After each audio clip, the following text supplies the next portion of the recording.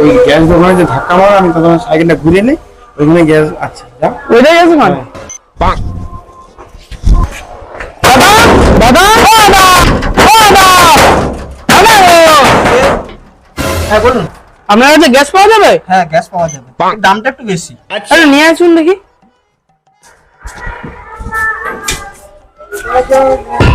এর দাম কত? এখন দামটা একটু বেশি চলছে। হ্যাঁ সে তো আনি আমরা। আপনি 20,000 দিলে দিয়ে দেবো। ঠিক আছে একটু দাঁড়ান, এটা রাখুন আমরা একটু আসি। ঠিক আছে গ্যাস কি দিবে না বলতিছে নাকি?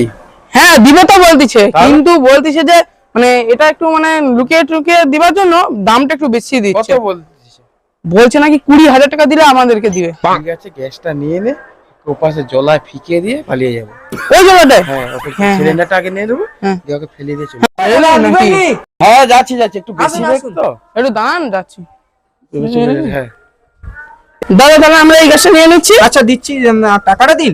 টাকাটা দিচ্ছে, নেটের অসুবিধা হচ্ছে আর কি, একটু এদিকে আসুন আমি দিচ্ছি। এখানে ঘর তো ওখানে নেট স্লো হচ্ছে আর কি। নেট এখানে তো হচ্ছে না। না এইদিকে আসুন দিচ্ছি। আচ্ছা ঠিক আছে চলুন।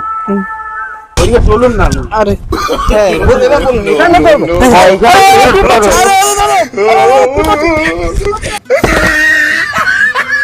20,000 টাকার গ্যাস পুরো পেয়ে গেলাম। এগুলো কোন চুপ ভালো কথা